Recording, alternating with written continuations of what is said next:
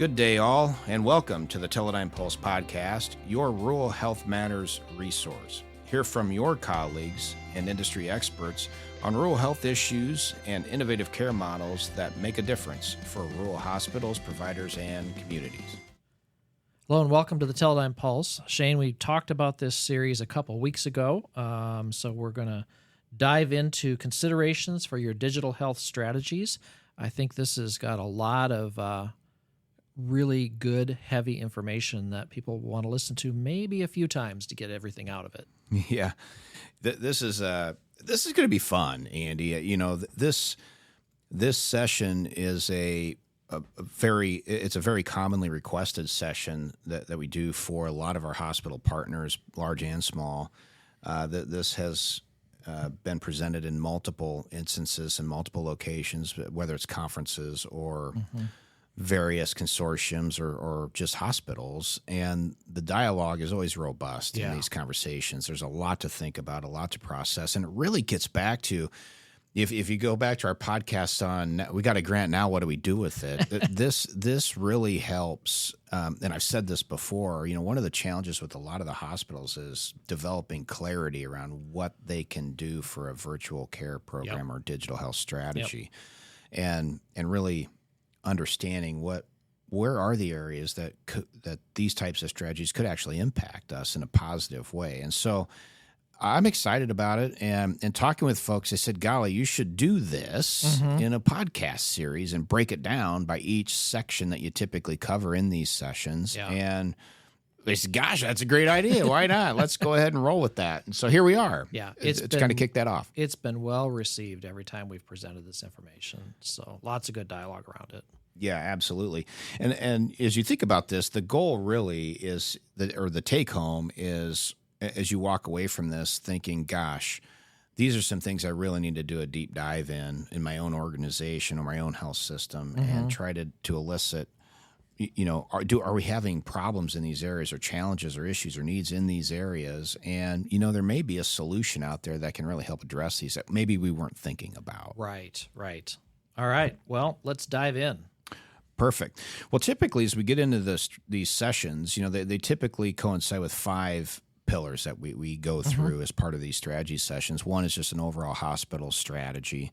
And I'll give a little bit more detail around these as we go through this. But each podcast will contain information related to each pillar, essentially. Okay. And the nice thing is we're going to close this with a session that's some case studies of actual facilities that went through a similar process and then building a solution around that process and then what the results were. Yeah. So it'll kind of tie it all together in the end, which is kind of exciting. But the first part is the hospital strategy.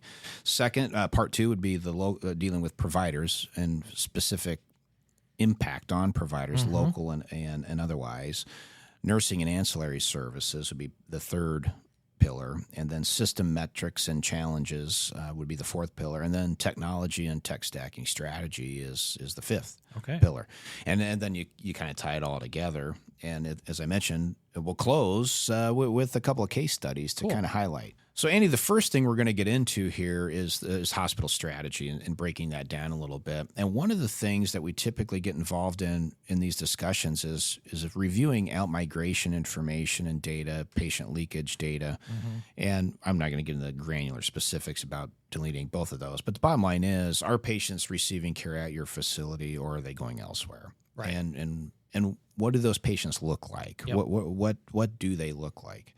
And oftentimes, as I talk with CEOs about that, you know, their answer to why those patients are leaving are relatively superficial in terms of their understanding of why they're leaving, or based on what the med staff's telling them, they feel content or complacent with those folks leaving the facility. In other cases, CEOs are all over it. They're on top of it. They know why they're leaving. They know, here's what I could do to address it, those sorts of things. But a lot of times, they don't know of potential solutions that could address those specific issues. So really doing a deep dive on that is an important piece of this process. And then as we get into that, in terms of just market share, general market share, both primary and secondary service area, is a helpful metric, but really getting more granular into what patients are leaving and why, and what can we do about it. Right. And that gets into things like admission percentages. And when I talk admission percentages and transfer percentages with the facilities, some facilities are fairly robust and sophisticated in how they're monitoring their transfer volumes. Others couldn't tell you anything about it. Yeah. And it's really, so you got the polarity, of course, then you have everything in between. But by and large, most of the time, and when at first blush, when I talk with the hospitals, the general answer is we're only transferring out appropriate patients that need to be transferred. We're keeping everybody we can. Right. Yep. Right. And I always challenge them on that front all the time. Yep. Now, wait a minute. Are you certain that that's the case? So it's definitely a question that warrants further investigation. But when it comes to admission percentage, we've built a comprehensive transfer analysis tool that helps hospitals sort of analyze their transfers and their transfer volumes. And it gets into if we circle back to the admission percentages, one of the things I'll start asking the teams is, do you know by provider your admission percentage by provider? And the providers, there's twofold. The ED is the front door of the organization. So you have the ED provider, who is that? And on average, what's the admission percentage with that ED provider? Is there a hybrid model where you have physicians sometimes and APPs sometimes? If so, what are the percentages between the two disciplines? Yep. And then the would-be attending provider. Do you know, based on who the attending provider is, what their admission percentage is based on volume? And then also stratify that. Are there physicians involved, APPs involved? If so, what do those percentages look like? And if APPs are involved, another layer you need to stack onto that is who's the physician on call that's at least theoretically backing them up from a admission perspective. And so understanding just that level of detail, and when I start talking about that level of detail, most of the organizations aren't quite there in terms of that. And so to go beyond that, which kind of coincides with the transfer tool, is who's the nursing staff in the ED at the time, who's the nursing staff that would be the admission nursing staff and the ongoing nursing staff and care team, and how does that relate to that admission percentage? Because you absolutely, unequivocally can draw correlations between admission percentages and transfer percentages when you start looking at this level of detail in the organization. We've seen it. Yep. Unequivocally, we have absolutely seen it, and you can drill it down to providers, and that when you start having that level of data and that level of sophistication around that data, you can have pretty frank discussions with providers on those types of percentages in terms of comparisons. So I always recommend that. And then the other piece when it comes to admissions or out-migration data is what specific patients are you sending over the road based on modality. So is there, are you sending cardiology? Are you sending neuro? Are you sending stroke? Are you sending medicine patients? Are you sending infectious disease patients? Are you sending pulmonary? What are you sending over the road? And sometimes it gets a little ambiguous on which discipline. But at the end of the day, through a lot of these services, they can address almost all of those areas. And so you have that, and then really trying to mitigate the dreaded comment I hear all the time on the what ifs. Well, we have to transfer Shane today because, this may happen down the road if we admit him. Or what if this happens? Or what if that happens? Or it could progress to this if we don't quite get the right treatment rolling. Or maybe I'm uncomfortable for X, Y, and Z. And really, these solutions across the board help address all of those issues out of the gate and give another level of expertise available to assist your local providers with this. So, but we can't. It's hard to really drill down on this if we don't know the information and the data. Right. So really working through that is important. And then trending that. What do your ED volume trends look like what do they look like pre-pandemic, post-pandemic? What do those volumes look like? And I get some cross-eyed looks when people look at me. What do you mean ED volumes? And so this all ties back together when we start talking about return on investment for these programs. Right. Because I've said this, I've said this on this podcast a million times, right, Andy? we will not be a financial boat anchor We for have heard that any of before. our Yes. organizations. And so, as you'll hear me talk about return on investment a lot throughout the next several episodes.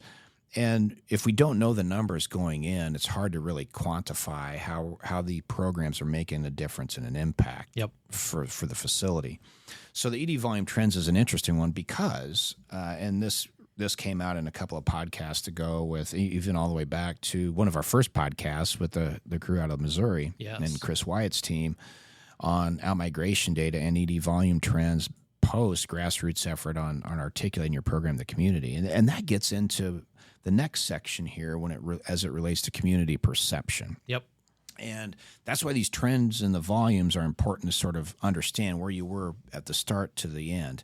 And when I talk about community perception, and I suppose you could suggest, the PPS hospitals don't have to worry about this. This is just a critical access hospital issue. I would beg to differ. I would, yeah. Because we've definitely seen in scenarios where even in 100-bed hospitals, 120-bed hospitals, the community perceptions may be a little different than what the hospital feels like it is. Yes. And I'm not really referring to quality per se, because obviously as you look at the HCAHPS data and the quality scores, and if the quality scores are fantastic, which in many instances they are, the hospital, as I talk with the facilities, the board feels pretty good about it. The administration feels pretty good about it. Gosh, Shane, we're knocking out on all these metrics where we look like rock stars. We are top of the line, man. We're just killing it. But the community perception would agree with that on the patients you're keeping there. Right. Where you need to get into is, what about the patients that are self-selecting and leaving your area? What about why are they out migrating? And what we found was, in many instances, they're leaving because the opinion of the hospital is, and I have several of them written down here, I'll go there for basic needs, but I think I'll drive if I think I'm going to be transferred, which is most of the time out of our facility. Quote, it's a Band-Aid station, end quote. Quote, it's an ambulance depot, end quote. Quote, why would I go there? I'll just be transferred anyway, quote. And those are a handful of comments, and there's several more that are along the same lines. But essentially, that was in a hospital area that had fantastic quality scores and patient satisfaction scores. For the patients. For the patients that they were keeping there. Yes. And so... And I can't emphasize enough, we've seen dramatic impact in ED volumes and overall census as an effort to engage the community when you start to hear comments like that coming from the community. So working through that as a team, as an administrator, those are fantastic discussions to have with hospitals and boards around those types of comments coming from the community. But then the question is, what do you do about it? Yeah. And that's where we really get into virtual and digital strategies to help augment their support services. So community perception is a big one. And again, I think that's a PPS issue and a critical access issue. Yep. And another significant issue is surgical services lost. And this is another one that a lot of hospital administrations go, yeah, why, sir, you're not doing surgery virtually. And by the way, there is some of that going on now. Yes. It is happening virtually. The robots will be there. Remains to be seen exactly what surgeries are going to be doing, but nonetheless, it is coming. It's coming. But when it comes to surgical services lost, I think it's a very important thing to talk to your local surgeons or your incoming surgeons, or whether they're locums or whether they're coming in as an outreach strategy, whatever the case may be. And I would ask them, if we had X, Y, and Z services, if we had pulmonary critical care, if we had infectious disease, if we had this level of support for you, if we could tie you to see your patients virtually from your home when you leave, if we did this, could we do more surgical services here? Could you expand your offering? And man, we've seen it work. It's absolutely worked.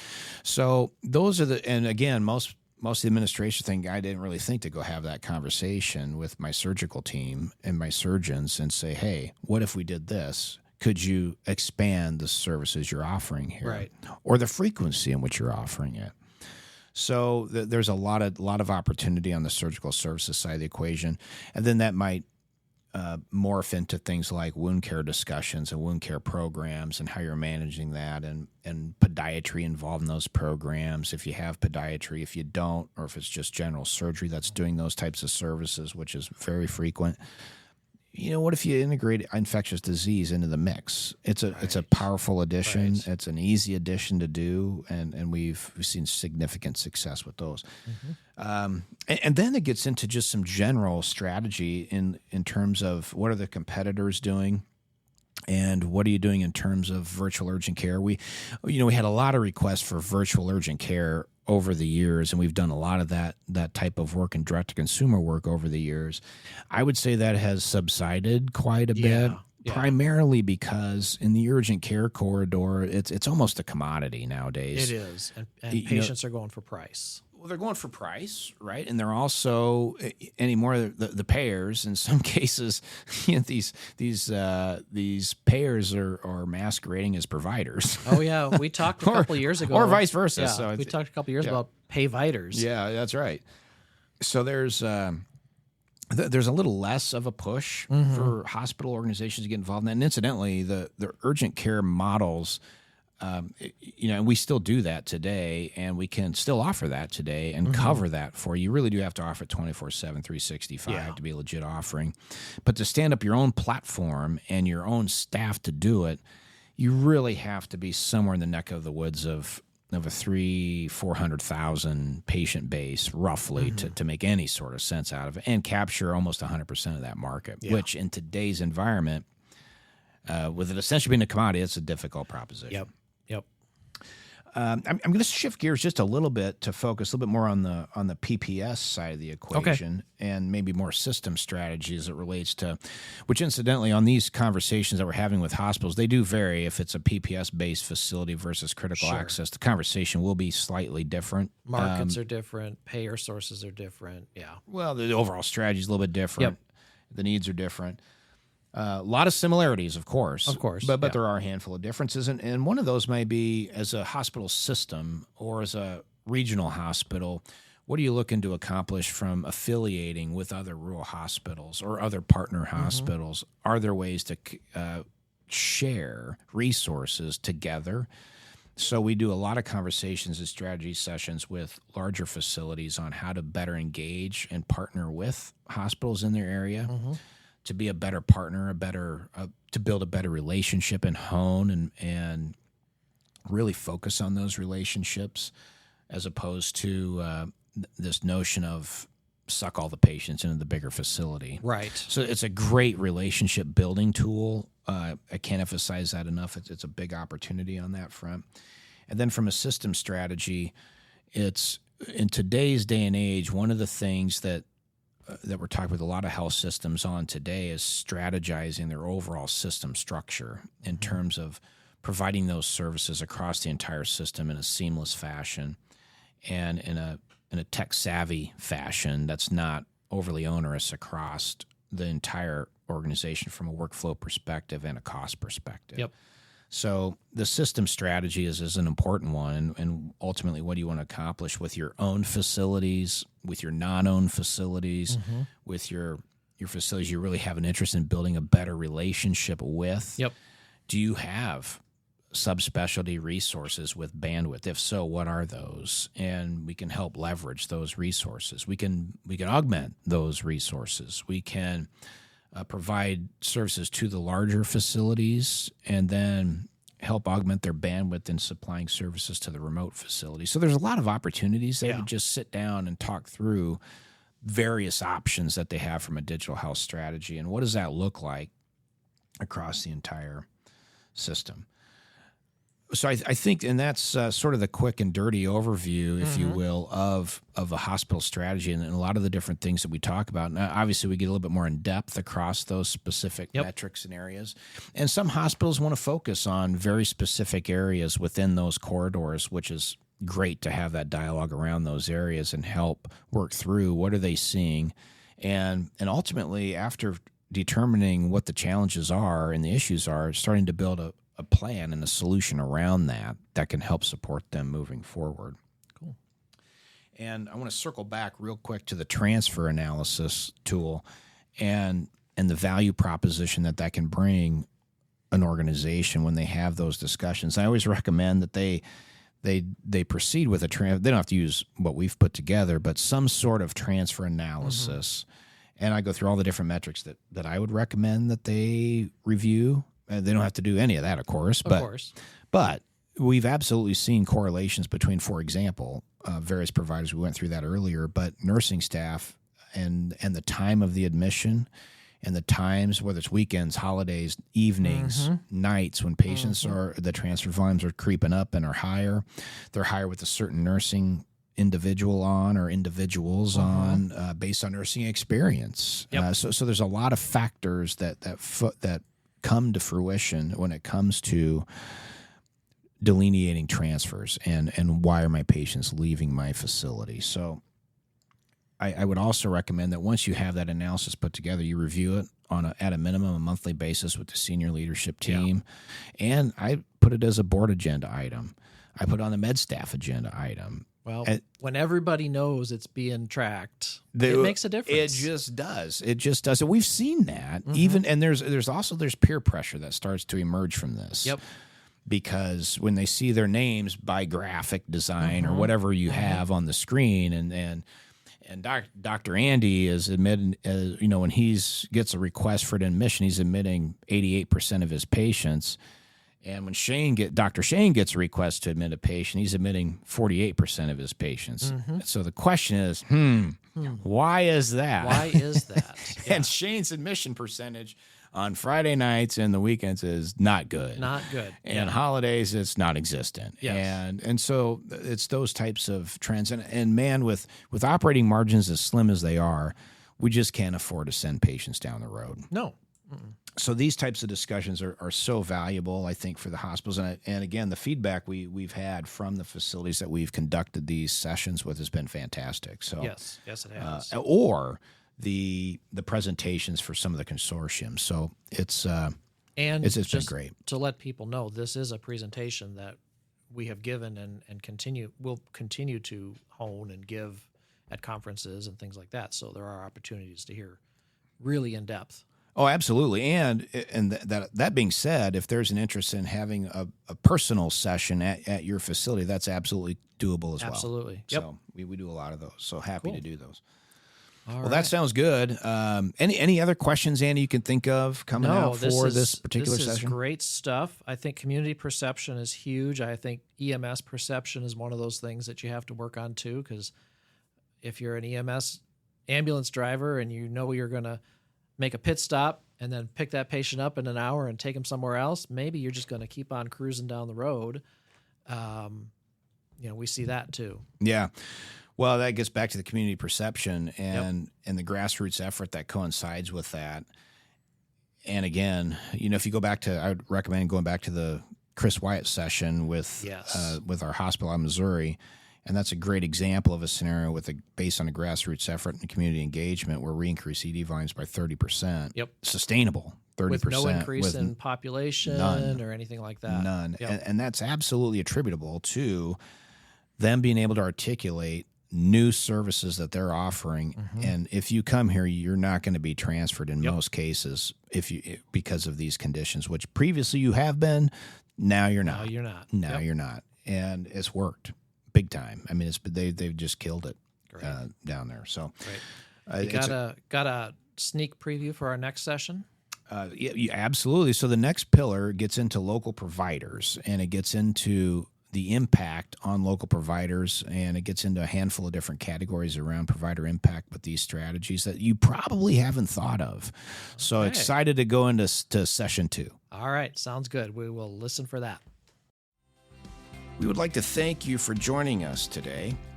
Our promise to you, the listener, you will be inspired or at a minimum find value in the information shared in this podcast. Please offer a comment or offer feedback so that we can improve this podcast and better meet your needs. Please remember to share this podcast with others that you feel may get value out of this by listening. And it's always helpful to subscribe to the podcast channel so that you're aware of future episodes and releases. In addition, if there is a rural health topic you would like to have covered on this podcast, please leave us a comment or You can send an email to pulse@teledynehealth.com. That's pulse@TELEDIGM health.com. For more information or general inquiries, please visit teledynehealth.com.